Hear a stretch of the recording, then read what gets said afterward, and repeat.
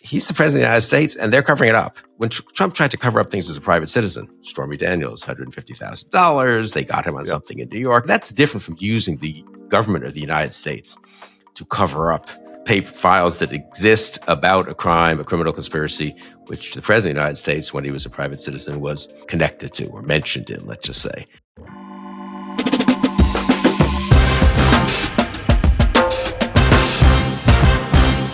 Hello and welcome to the Bulwark Podcast. I'm your host, Tim Miller. It is Monday, July the 21st, and I'm here with Bill Kristol, as is our habit. How you doing, Bill? I'm doing fine. How are you? I'm doing pretty good. I binged the Epstein documentary over the weekend, so we'll get to that in a minute. But that's where I am. You thought you were obsessed with the Epstein case. I was staying up after the husband and child were in bed, binging the documentary. I actually had a fairly Epstein-free 48 hours at a wedding, a family wedding, and then seeing kids and so forth. But though I did take 45 minutes off to do the podcast with Sarah yesterday, where we obsessed about Epstein and lamented the fact that more people weren't obsessed about it. But we can discuss that. We can. That's good that you're in the obsessed camp, in the subtle internal Bulwark split. It's you and me and Sarah, Yeah, and obsessed is maybe an understatement for me. So we will discuss. I want to do though first start with the news that came out late Friday. So after we did the podcast of this, what they're calling a prisoner swap, but it was really a hostage exchange between the United States and Venezuela. The 250 some odd Venezuelans that we had kidnapped and disappeared to El Salvador got sent back to Venezuela, the country they had fled, in exchange for some Americans that were being held hostage in Venezuela. The government was trying to claim that this was just a prisoner deal between El Salvador and Venezuela, which doesn't even pass the laugh test. Obviously, the United States that had claimed that they had no ability to effectuate return for any of these men, obviously were the key factor in this swap. On the good news side, and we did, if people want to see it on Friday night, kind of an emotional live stream with Andry Hernandez Romero, the makeup artist we've been covering a lot, his lawyer, and she's the lawyer for 7 or 8 of the other folks that were detained, as well as some other immigration experts, and Sam got on with me, and it was so people can go check that out. You can get the audio on the Bulwark Takes feed. If you haven't been checking that out, that's where we're kind of putting our rapid response video audio products. So go check out Bulwark Takes on your podcast player of choice. At the top level, it's kind of like I wrote on the newsletter about this morning. There's a relief, and thank God that he and these other men are alive. At the same time, it's combined with just this a feeling of rage that we're even in this situation. But wondering what you think about the developments. A couple of people at the wedding we were at Saturday had seen the live stream Friday night. I think we'd probably been driving, and very much liked it and thought you were properly emotional about what had happened, and properly both joyful, but also angry that it had to happen, and angry that it's not clear it's not still happening or won't happen again, right? I think that's, you make that point this morning in the newsletter too. Yeah, and I think that the good news here from a policy standpoint is that the El Salvador CECOT policy seems to be a failure. I mean, I don't, they might send more people there in the future, who knows, but they had a plan to send a lot of folks there. They'd initially sent the 3 planefuls. They were going to send more. And that plan totally unraveled in large part because of their incompetence. They tried to, they did so in spite of legal rulings against them. And even Bukele, reportedly, according to the New York Times, said that he was like, wait a minute, who are these? You told me you're sending me the worst people. And I was like, I've seen some of these guys and I don't think that's true. Right. So if even the fucking dictator of El Salvador is like, you went a little overboard. I think it shows that attempt was a failure. So that's good. And it's good these guys are free. I should just say this morning, we'll continue to follow this. They haven't actually been released. They're still being processed in Venezuela, according to the lawyers we've spoken to. Andry and some of the other detainees have talked to their families, had a chance to be on the phone with them, and said that they're going to come home today or tomorrow. But they're still in this process. So that part is good. The thing is, though, is that we're here now in a place where, okay, well, they just got 45 more billion from Congress to do a domestic, fucking detention archipelago, and they still have the other policies of like the policy of being able to send migrants to a third country, not to their home country, is a policy that they're still enacting. So, again, it's nice that the El Salvador policy was, I think, disrupted in large part by the legal and political reaction to it. But they got a lot more to come. Yeah, I feel like one could almost generalize that statement. There's been a pretty decent legal and political reaction against, I would say, Trump's super aggressive deportation policies, the detentions. We haven't seen the effects of the tripling of the size of ICE and the tripling of the detention capability yet, but obviously that'll have real effect. But also just the way ICE is behaving, the masks, the seizure of all these people who were doing nothing but trying to get a job or doing their jobs or selling, things from street vendors in LA, the whole thing. I mean, so I think on the one hand, the reaction's been probably will constrain them a little. On the other hand, they seem determined to just plunge ahead. I mean, I'm very struck by that. I did a conversation with our friend Aaron Reichlin-Melnick, I guess last week, and he's really also. I mean, we would have 6 months ago said maybe they would be more politically sensitive. Trump would respond to the ag and hotel people calling him, and he did for like 24 hours, saying, "Oh, maybe we're going too far." But it's not. But that is not the order that Miller and Homan received, apparently, and it's certainly not the ones they're transmitting. The degree to which the fanaticism of this is really amazing, and it seems to be getting carried out. There's apparently reports of dissatisfaction within ICE and grumbling and so forth. But basically, they have tens of thousands of people, and they've got other law enforcement people roped in, and some of them are unhappy, the police forces, but they're kind of a lot of pressure to go along, a lot of financial incentives to go along, actually. I was just going to say, now they've got this slush fund. They're going to be able to pay people to go along. So it's that's part is very, I mean, it's great that these people are back, and it's great that particularly grotesque, you might say, leading edge of the deportation agenda has been curbed for now, but it's bad, and it's going to get worse. I mean, I don't know what it's going to look like in 6 months, honestly, in terms of if they keep doing this. Yeah. Just to sit on that a second about the leading edge. It was a category difference. The immigration regime overall is horrible, but like what we did in El Salvador, where they kidnapped these people, disappeared them, they're gone for 125 days in the hole. The reports that we've heard from at least a couple of the folks have gotten out is that they were beaten. One guy said we were beaten for breakfast, beaten for lunch, beaten for dinner. And it's like they had no access to lawyer, no access to their family. There was a story that came out just before this deal that there was a couple dozen of them that weren't even confirmed to be there. Like they literally disappeared them. They were not on the list that the government had put out, and it was only revealed via hacking. This treatment, it's similar to what I hate to kind of do the superhero movie reductive good guy bad guy thing, but it's like it's the way that the villains in the world have treated people, and it's really more similar to how Putin dealt with people in a Brittany Griner situation, for example. It's like we're gonna hold somebody hostage that committed a minor violation of some crime, and we're gonna use it to get something out of the West, right? Like that's us that was doing that. We're to use these men as pawns to get something out of Venezuela. Just on the Rubio geopolitical thing, it's almost literary how much of a bad actor he is, just on specifically the topic that had been animating to his political career, right? I mean, it's like these men are fleeing a communist country in Latin America, like the Rubio family had. Right. They come to America, they are kidnapped without any due process. They're treated as if they're in a communist regime, and jailed as political enemies, essentially, despite not having done any political activism against the United States, and then they're traded back to the communist leader, who Rubio is now handing a political win. Like this is a huge political win for Maduro, where Maduro can now domestically say, "Oh, he was the white knight that saved these Venezuelans from the evil capitalist gringos," and be accurate in that assessment. Essentially, imagine just how fucking evil you have to be to give a win to Maduro, and to make Maduro seem like the good guy.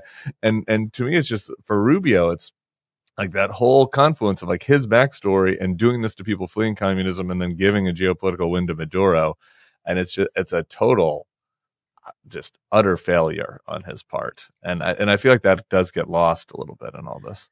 I mean, those of us who knew him once upon a time said for a while, I think, after he became Secretary of State, well, he must really be unhappy, dissatisfied with this, or unhappy, or, doesn't really want to be doing this. He feels he has to suck up to Trump. That's unfortunate. That's foolish. But I don't know. Maybe he's just crossed some Rubicon in his own mind, honestly, in his own psyche. And this is where he is. And he's sort of put his past out of his mind, and everything he said from as a senator and as a candidate and as a human being, honestly, until 2015 or 16 is just been memory holder. I don't know. Let me ask you one question, so you would have a better feel for this than I feel like there's a bit of a religious, but particularly Catholic, backlash against this. Various bishops who have sort of denounced this in California, but I think elsewhere as well. The 25 Knights of Columbus showed up at the Florida Detention Center to pray the rosary for those who were incarcerated there.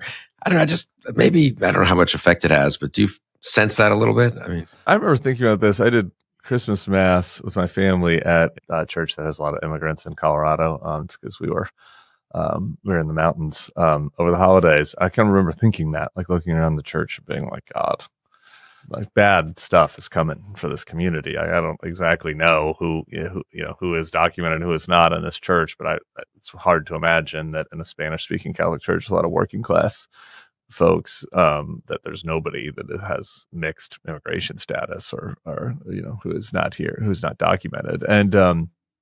And that is like a built-in community, right? Like, so there is, I think, both like kind of the backlash within the Hispanic community, folks that like that this is more draconian than they expected.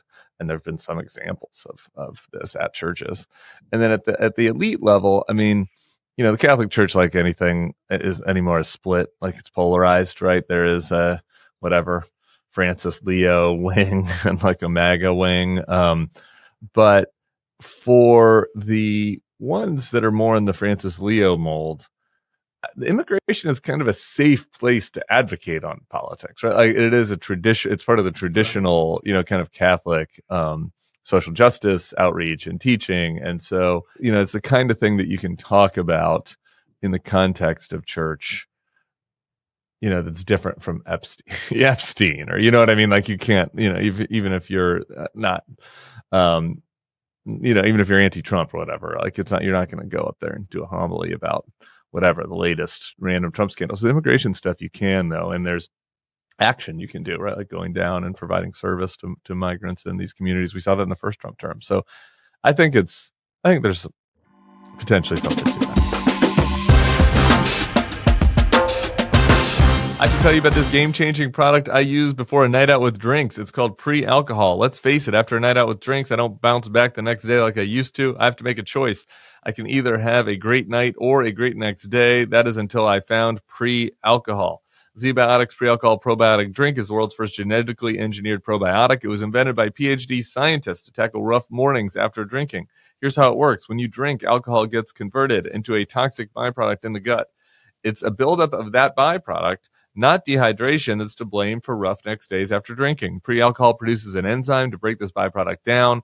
Just remember to make pre-alcohol your first drink of the night. Drink responsibly, and you'll feel your best tomorrow. I told some of you who were there for the live stream when Andry and the other Venezuelans had been released, I was jamming it in before I went to my friend's birthday party.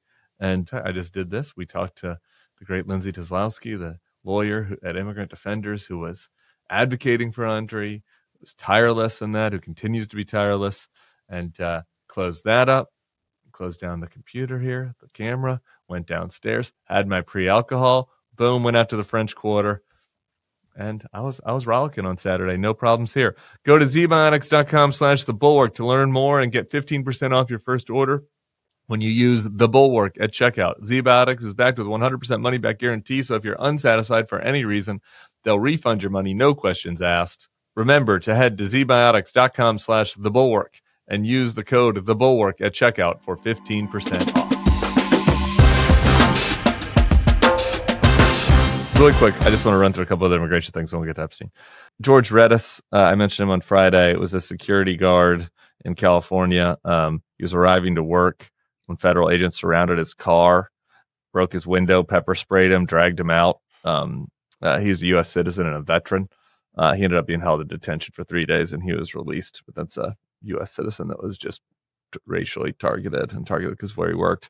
There's a story from Human Rights Watch this morning. Migrants at a Miami immigration jail were shackled with their hands tied behind their backs and made to kneel to eat food from styrofoam plates like dogs, according to a report published by the Human Rights Watch on the overcrowded South Florida facilities.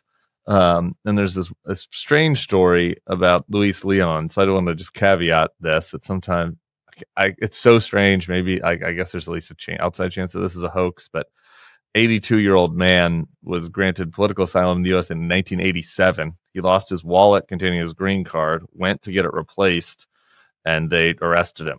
The family was later told he died in ICE custody. Then they later found out he was in a hospital in Guatemala. He was not Guatemalan. He was, I think, Chilean. Guatemala's Migration Institute says they have no records of him being in Guatemala. So we still don't exactly know what's happening. And that part of it, I mean, it's terrible to seize these people in the first place, and the way it's being done, it's awful. Then we'll get past that too quickly. But also, okay, they seize this U.S. citizen and veteran. They presumably discovered he's a U.S. citizen and veteran in 2 hours, 4 hours. I mean, what are we talking about here? It's not hard these days, right? They do have computers at the immigration centers. Big backlog, Yeah, good point. And they want, but you want to really get. I mean, apart from, in addition to the humiliation of the feeding of these other people in overcrowded facilities and stuff, they want to, I guess, humiliate people. They want to send a message to other people. Aaron really stressed this in our conversation. The self-deportation agenda, they need that to get anywhere close to their goals. And also it's what they believe in. They really do want all these people gone. So, they know they can't literally probably seize them all. They need them to leave. What causes them to leave? Well, part of it is just how badly one is treated in these centers. And there's apparently evidence from the past that if you're in one of these places, the place in the Everglades for X number of weeks or maybe a month or two or something, much more likely to say, you know what, this isn't worth it. Maybe you have been in touch with a lawyer. Maybe there's some appeal pending. It's going to take another 3 months. They can hold you. This is not like being a U.S. citizen where they release you after 70, well, they could, but they don't release you after 48 hours and, on your own recognizance or with some bail or something in someone's custody and someone vouches for you and you get to live as a free person while your appeal is pending. No, you're in this horrible place. And you say, you know what? Okay, I'll go back. So I think there's a lot of, this is all part of the plan. This is not like, right. Oh, that's a weird kind of fluke that they detained the guy much longer than they needed to. No, that's exactly right. They don't mind these, right? Like, unless it rises to the level of Trump and Trump feels like he's embarrassed, right? They don't, like Stephen Miller and Kristi Noem and Tom Homan. Like, again, that's part of what their agenda is to, treat the migrants like subhumans and be capricious and hope that some of them just check out. I mean, they say it. It's explicitly, it's not a secret. Yeah. All right. Let's do Epstein. As I said, I watched the documentary. It's like a 5-parter, so a lot of time. Unfortunately, when I'm doing my podcast research now, I listen to everything on 2x speed, and they haven't done that yet on Netflix documentaries. I kind of wanted it to be on 2x speed, so I could make it through as quickly as possible. But so does this date from before the max? What period is? Yeah, so the original documentary was done in 2020, and it was focused on Epstein, and then there was a supplemental on Maxwell in 2022. So this was all during the Biden administration. I hadn't watched it. I'd read, Julie Brown's archive on all this. So it's like decently, so a lot of it was not unfamiliar to me, but some of it was refresh my memory. One of the interesting things about it, and I guess I want to start here, there are all these new little wrinkles. Like Trump really, just from a PR standpoint, botched this so badly. Like by putting out this document and creating this feeding frenzy. There's some new material that came up, which we're going to get into related to Trump, but it also sort of gives people an excuse to bring back up stuff that had been known, but like not really discussed, or not really given as much attention to. Anyway, one of the things that really jumped out to me as something that's like creates a huge vulnerability for Trump now is one of the main characters in this documentary, Maria Farmer, went to the FBI in 1996. And said that Epstein was abusing her and her sister. And they didn't get into this in the documentary, but now it's related to it. And now a New York Times story that was out over the weekend was apparently during that report, she named Trump also.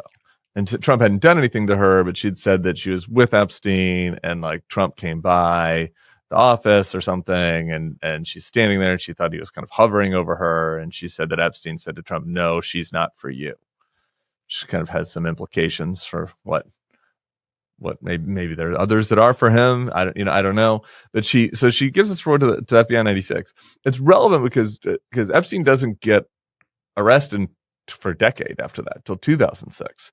And during 2006, it was the local Palm Beach cops that were after him. And when they were trying to take it to the FBI, they needed it to be, out to go across jurisdictions, right?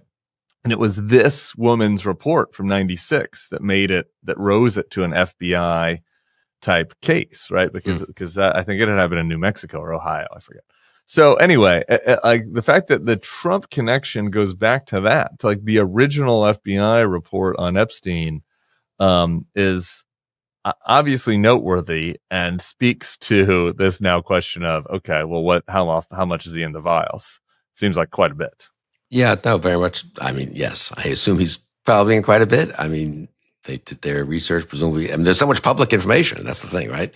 Leaving aside that they had access to Epstein's own records. Someone said Trump is, I'm a little fuzzy on the black book. Maybe you know more about this than I do. And then some names are circled. 30. I think this is legitimate reporting, though. I think it's Julie Brown actually either reported it or confirmed it. There's this 35 names are circled. They're the kind of, I don't know, special friends of Epstein or so. It's unclear if they're all clients or quote clients or friends and Trump is one of them. So again, the closeness to Epstein, very clear, way back. And of course, that video of them yucking it up is early 90s maybe. And then the story about the two of them, 20 or something young women being invited to something at Mar-a-Lago, sort of like it's going to be a party. Also another thing that came out this weekend is a Times story that there was a calendar girl party or something. But it's only Trump and Epstein, right? It's not a party. Yeah, I mean, Trump only invited Epstein among the men to be there, and there's one of the the sickness of it all. I do feel like I was trying to think of a way to summarize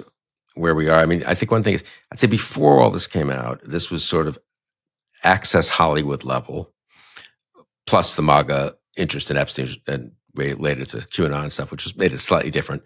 But still, it was sort of reports of things, or in the case of Access Hollywood, an actual tape of Trump. But it didn't prove that he did anything exactly. It just proved him boasting to Billy Bush, I guess, right? You could say. And that's pretty bad. And it did do a lot. People forget. Everyone says, oh, well, that's only Access Hollywood. It almost derailed his campaign in October of 2016. That was not nothing. But whatever, we're in a new era now, and I'm sure that's not.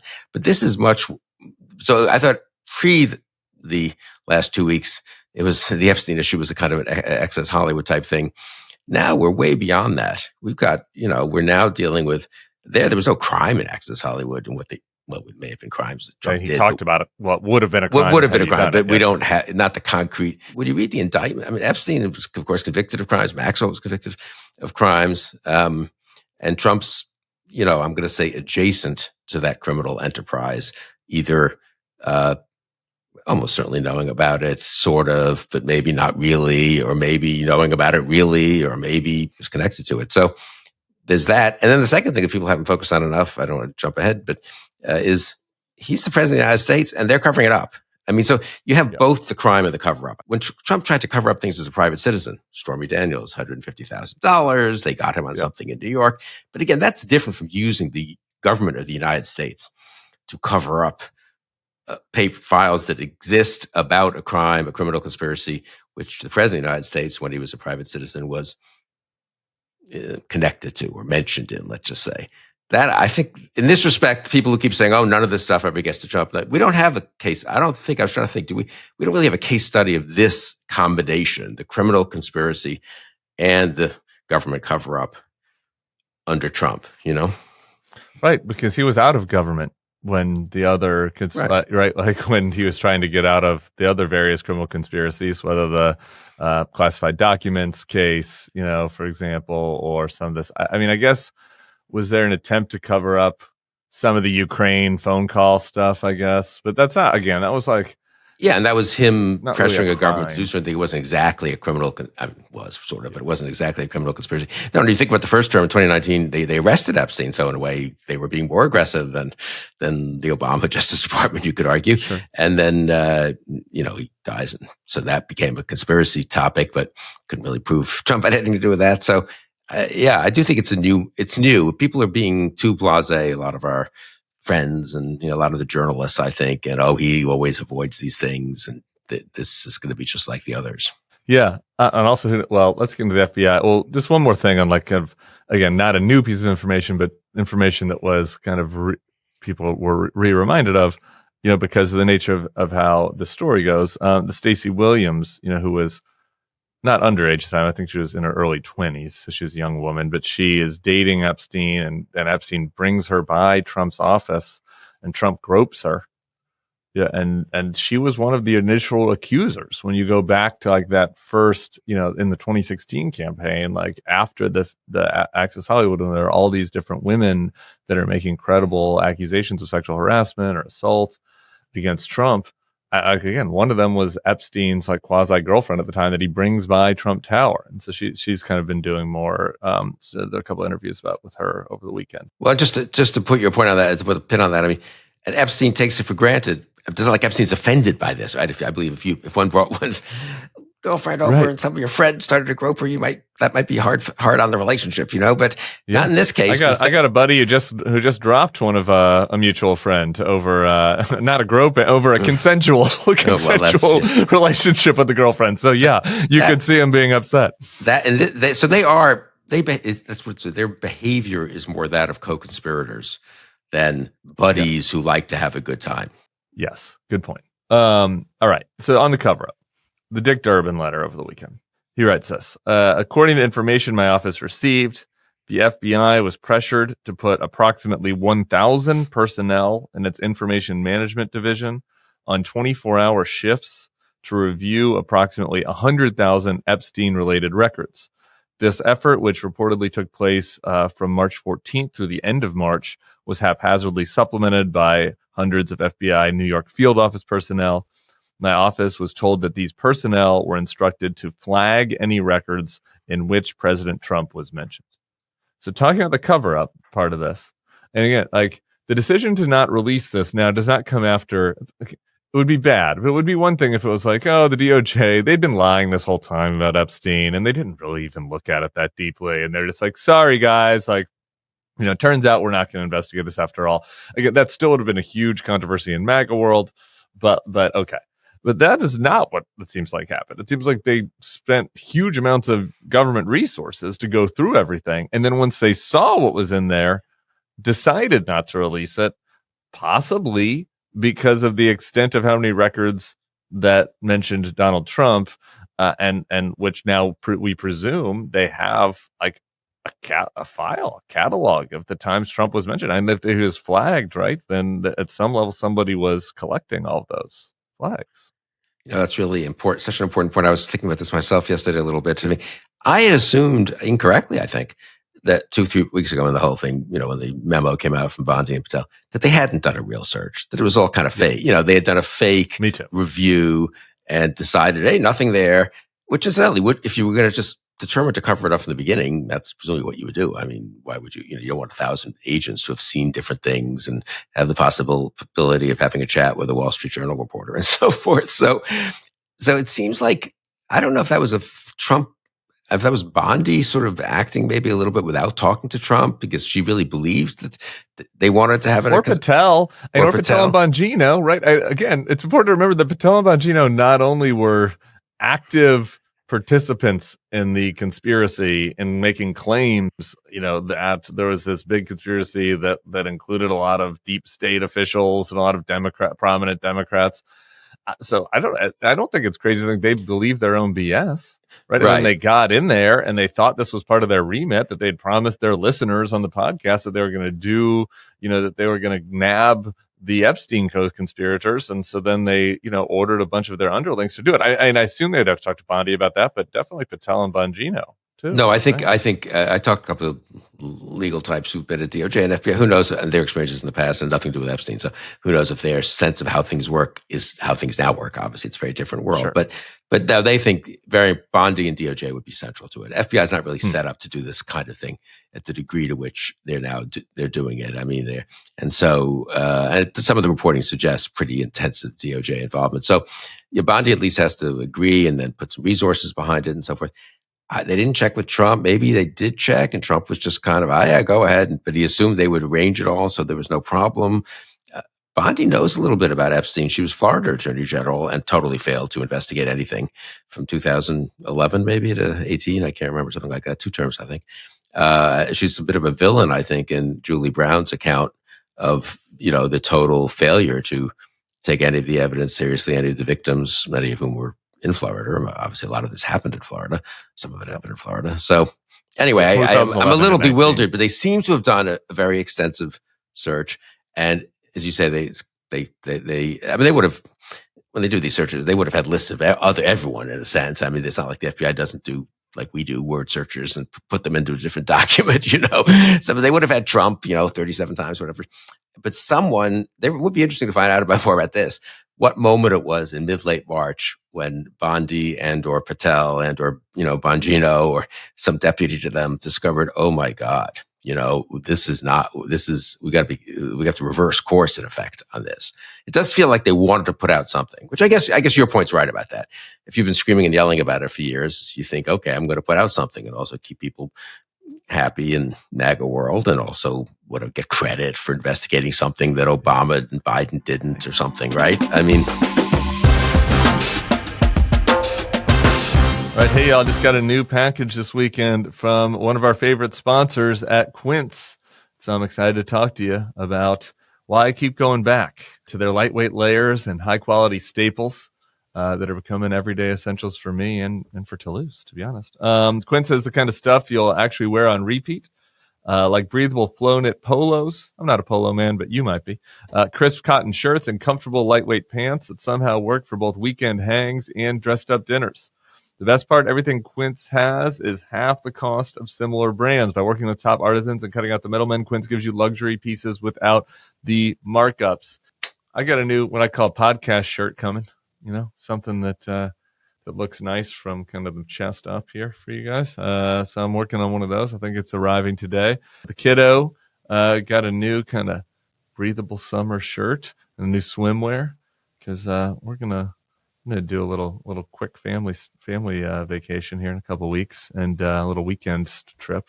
So she needs some updated swimwear, and she's gonna be looking good in Quince. You should join us. Stick to the staples that last with elevated essentials from Quince. Go to quince.com/thebulwark for free shipping on your order and 365-day returns. That's QUINCE.com/thebulwark to get free shipping and 365-day returns. Quince.com/thebulwark.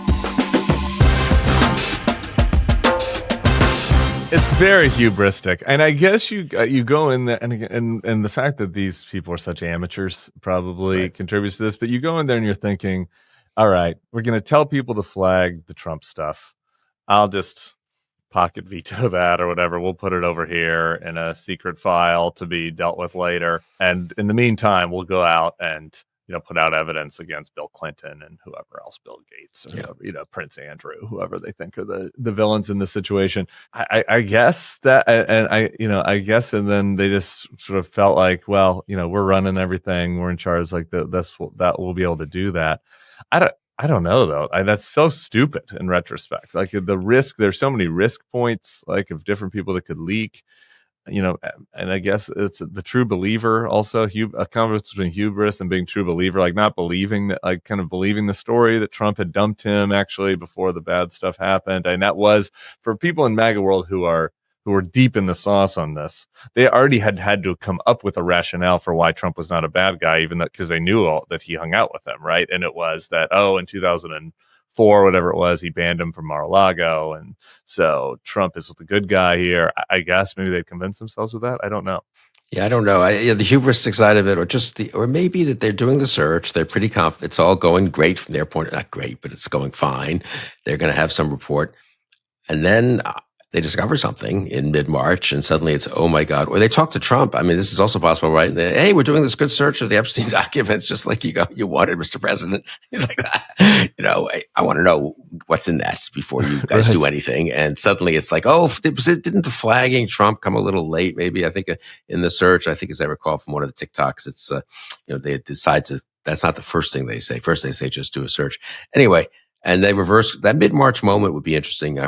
I trust reporters are looking at that in some depth. What might have happened to cause this?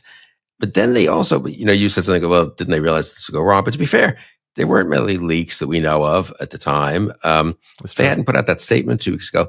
That was also unbelievably stupid. I mean, that is to say, I think from their point of view, don't you just sit on it forever? This search is very complicated. We're very, very careful about not being sure that if we release something, that no one who's innocent or certainly none of the victims would have any personal identification, blah, blah, blah.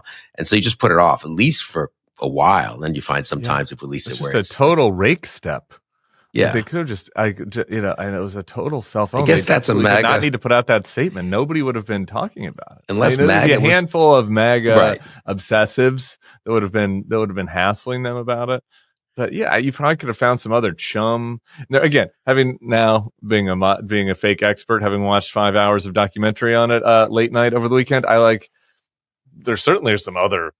There certainly are other co-conspirators who have not been indicted related to Epstein who are not Trump. And so, you could do that, right? Like there are a million potential things that they could have done besides just put out a press release saying, oh, nothing to see here. And you don't think, I don't recall at least, that MAGA world was intensifying pressure on Bondi and Patel? Where's the report? Maybe there was, I wouldn't know. But there was some chatter because she had given out those. Ridiculous. And the original sin was she gave out those ridiculous binders, right? And it made some of their own people look dumb, right? So there were some people that were mad at them in MAGA world, and this kind of stuff where it comes by in my feed, and it all sort of blurs together. So I kind of don't really remember who was the point person on being mad, but I do remember seeing people that are like, "You're making us look dumb, right? Like you handed this out, like this is a serious thing. We've got to go after these people. Like we need whatever the next step is from the binders." There was a little bit of that pressure, but nothing unmanageable. Well, here's a question. You and I have been in different lives, slightly involved in trying to deal with the press when there are adverse news coming. Is it conceivable they got a call from the Journal 2 weeks ago? I mean, I don't know. We don't know I don't think when the Journal got the information it got. It's also the Journal, I think, understandably, has been slightly murky about the problem. I mean, they clearly 100% believe in, and I assume therefore fully checked out the provenance and the authenticity of the information. But it's unclear exactly what they got, when they got. Is it possible? We still haven't seen it. Right? Is it possible that it's 2.5 weeks ago? The Journal begins to calls and says, "Hey, we need to talk to you about the Epstein files. We have some information here. Obviously, we're not going to report it until we blah blah blah. Give you a chance to explain." And they're like in total panic mode and decide to put out that statement as a kind of preemptive. It has a vague feel to me of clever campaign people. We're going to preempt the story that's coming, right? I believe you and I have been involved in such things once or twice. I've tried that move before. I don't know. Not related to sex crimes with minors, though. But no, but the concept of the move. Thank God. But I mean, no, it wouldn't be. But we wouldn't do that. I don't believe. But no, that makes me wonder.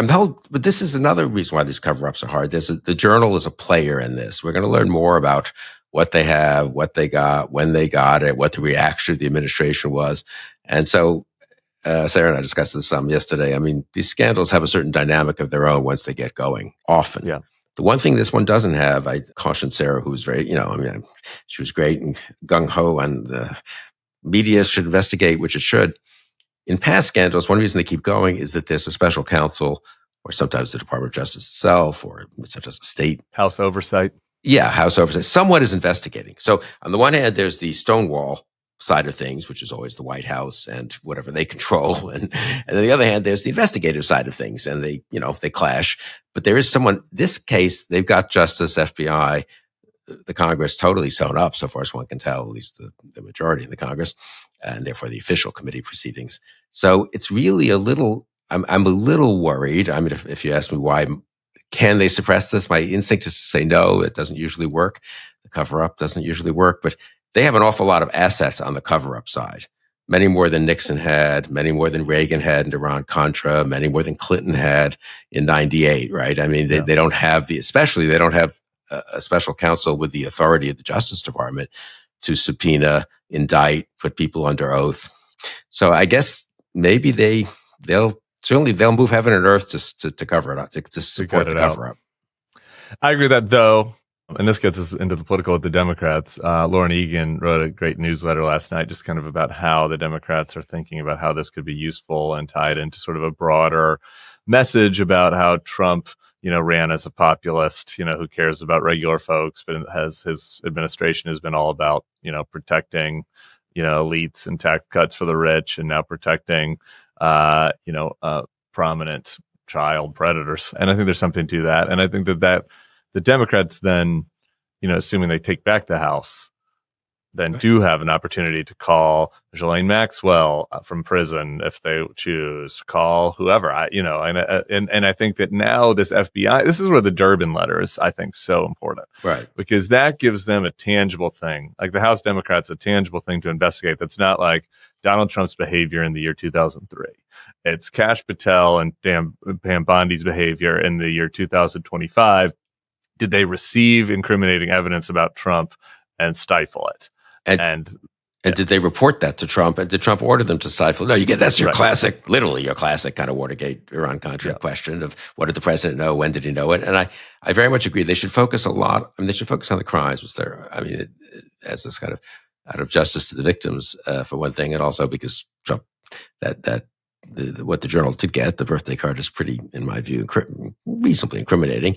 But the cover-up is the issue that you're right, that the Democrats can really focus. That is the Trump administration, and who knew what when, who made the order in March to reverse course, and if there was one, who looked at the files. Can we have testimony? It's not just from Bondi and Patel, but from some of the people who went through, the deputies, the subordinates. Yeah. I mean, there's a ton they can do there. They can do it if they take the House. They can run on doing it to some degree. We need an investigative body here. This is not being investigated by a special counsel. It's not being investigated by justice. It's not being investigated by the Republican Congress.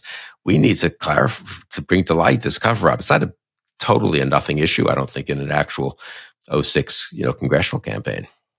Well, 26. 26. I don't want to spend more than 1 minute on this, but it is just worth noting, and the flailing Trump reaction to this. His social media over the weekend was even more unhinged than usual. He is, he's posting about arresting Barack Hussein Obama over some fake scandal that's too arcane to even justify explaining to the listeners. But also, as part of that, he wants to investigate all the other Russia hoax people that accused him falsely of coordinating with Russia. And he put out a list of 9 or pictures, AI pictures of 9 Democrats in orange jumpsuits. Deport Rosie O'Donnell has been on his list recently. He brought out this old saw. He wants the Washington football team to change their name back to the Redskins. I mean, this is the sign of somebody who's desperate for at least the right wing media to talk about anything other than Epstein. Yeah, the football thing is kind of just classic, distraction and desperation. The initial thing I just saw quickly was I was again a little tied up, but that's crazy actually, because he's now legitimizing the notion that there's been massive cover-ups of billion. I mean, if you took it all seriously, it's obviously nonsense, but there've been massive cover-ups of crimes throughout the federal government, and those should be investigated. Okay, well, you know what? Investigate if you want. I mean, Trump, we can't stop Trump's Justice Department from looking at Obama and Clinton, and for all we know, they are. Incidentally, they've talked about it at times, Bondi and Patel and Trump himself. But if you're going to investigate them, investigate Epstein and Trump, right? I mean, I think he doesn't. The right position to be in if you're going to be justifying a cover-up is, you know what, we have to govern this country. We're very concerned about rising prices. We're concerned about bringing peace to the Middle East, blah, blah, blah. And we don't need to be distracted by all this past stuff. Let bygones be bygones. That would be a little crazy for them to be saying this at this point, given MAGA, propaganda for the last few years. But it wouldn't be, some people might say, okay, fine, we need to move on. They should be in the move on camp, not in the let's investigate everything camp. And so in that respect, they're opening a door for the Democrats, right? Yeah. And I think if you're an average MAGA person, right? And there's some of these folks, whatever. You've been going along with these conspiracies for 10 years, and you'll believe whatever Trump says, and Mr. Trump is the best, and you're kind of in a cult, and so you'll go along with it. But and you're again already seeing this, but people who are more in the Joe Rogan camp that are into conspiracies, quad conspiracies, they're not so much MAGA, right? And so they got aligned with Trump as part of the kind of quack alignment that we had. They're like, eventually people start to be like, wait a minute, you've been president now twice. Like, you're talking about how there's this huge criminal conspiracy against you, dating back to the Obama administration, and he tapped your wires, and, and James Clapper and Comey, and they're all involved. It's like, you haven't indicted any of them.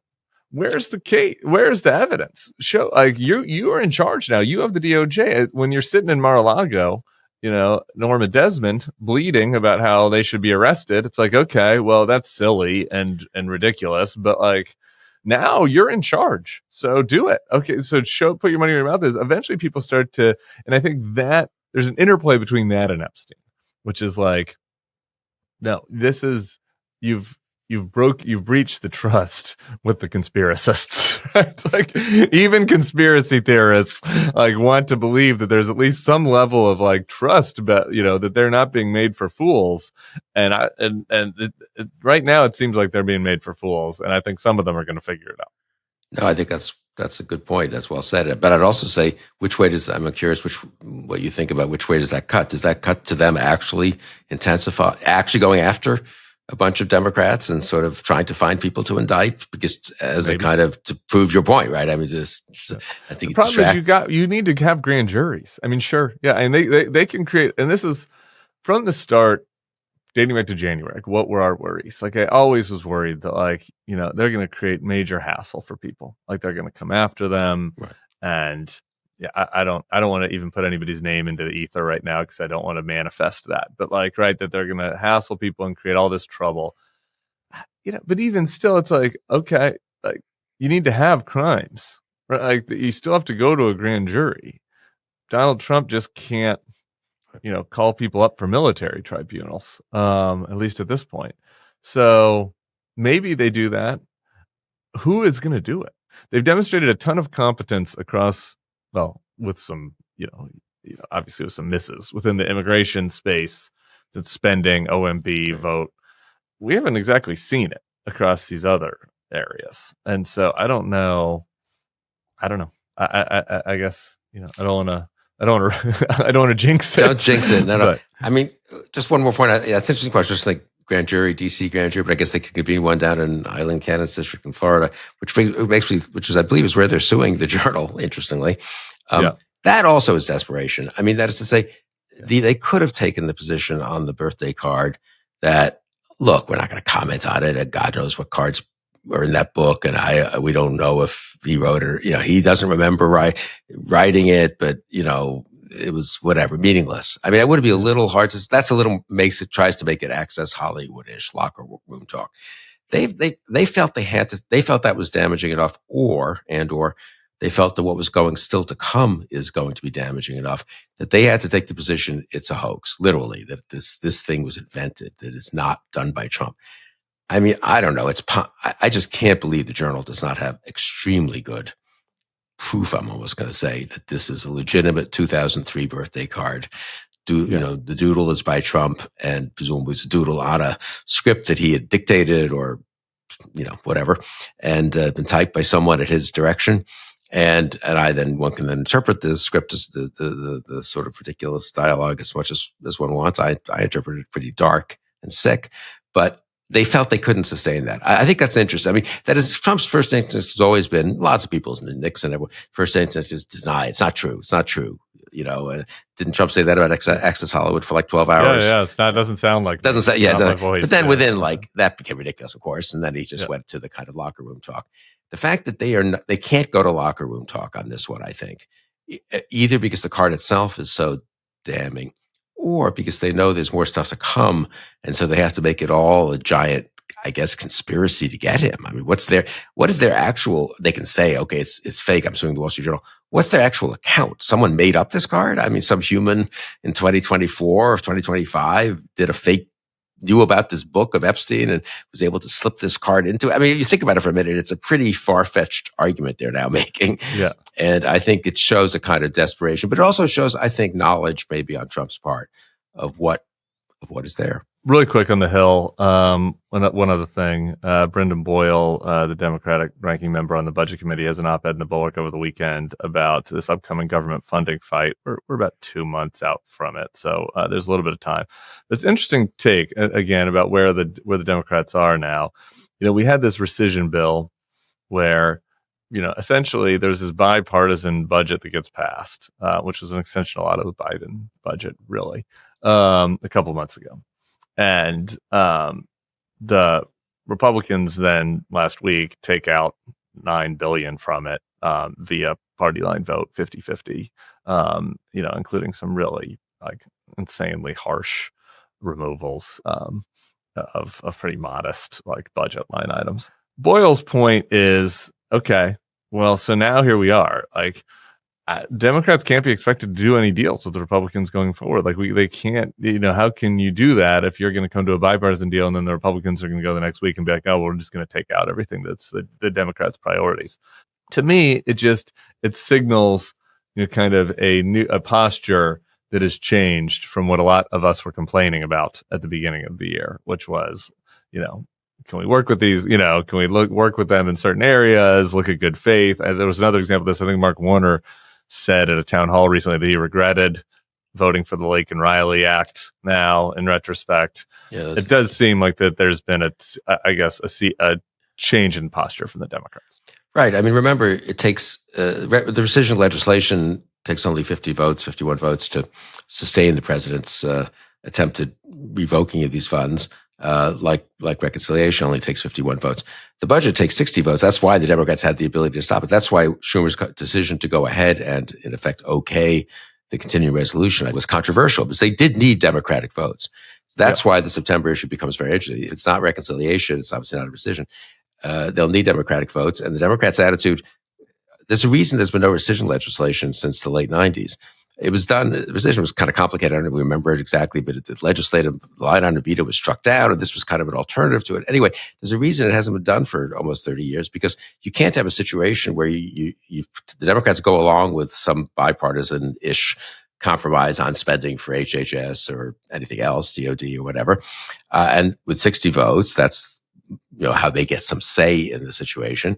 And then the Republicans get 51 votes to rescind it, which is what just happened, right? I mean, that's why the Democrats genuinely feel aggrieved. It's not just they don't like the policies. This is like a double cross in effect. There's a reason this didn't happen under Bush, under Obama, under Biden, under Trump one even. They just, people, the rules were it was so obviously a way to stack the deck. And interesting. So I agree that combined with the general exasperation of the Democrats, or sense that they get no reward for being a little bit bipartisan or a little bit accommodating. It will be interesting to see what happens in September. All right, Bill Kristol. They're giving us plenty to talk about, I guess. So we've got that going for us. Yeah. Enjoyed the trip back to DC. Everybody else, we got a good one coming tomorrow. So we'll be back here. Make sure to check us out, and we'll be talking to you then. Peace.